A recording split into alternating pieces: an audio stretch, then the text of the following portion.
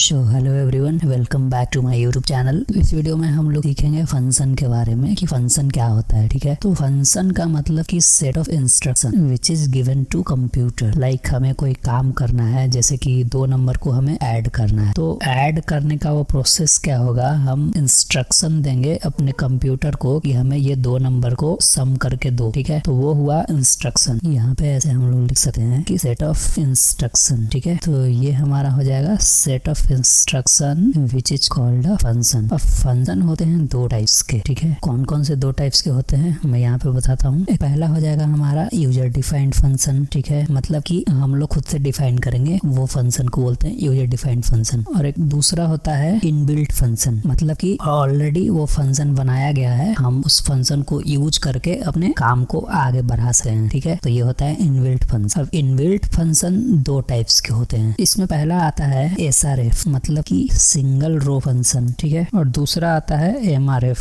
मतलब कि मल्टी रो फंक्शन। ठीक है, तो इनबिल्ट फंक्शन 2 टाइप के होते हैं, एक SRF मतलब कि सिंगल रो फंक्शन और दूसरा MRF मतलब कि मल्टी रो फंक्शन। अब देखते हैं कि सिंगल रो फंक्शन और मल्टी रो फंक्शन होता क्या है आखिर। ठीक है, तो सिंगल रो फंक्शन का मतलब कि यहाँ पे एक समझ लो कि ये हमारा एक डेटाबेस है। ठीक है, यहाँ पे हम अपना इनपुट दे रहे हैं, मतलब कि यहाँ पे हमारा अपना कोड लिख रहे हैं। ठीक है, तो यहाँ पे 2 कोड है, एक ये है एक ये है, मतलब कि 2 इनपुट दे रहे हैं, हमें क्या मिलेगा, यहाँ पे n नंबर ऑफ आउटपुट मिलेगा, मतलब कि n number of input will give the n number of output. So here we can say like if we pass n number of inputs, so it will give the n number of outputs. Okay, so single row function means like if we pass the n number of inputs here, you can see, so it will generate the n number of outputs, and it always executes row by row. Means like you can imagine here, this is the table. Okay, this is a table, there are some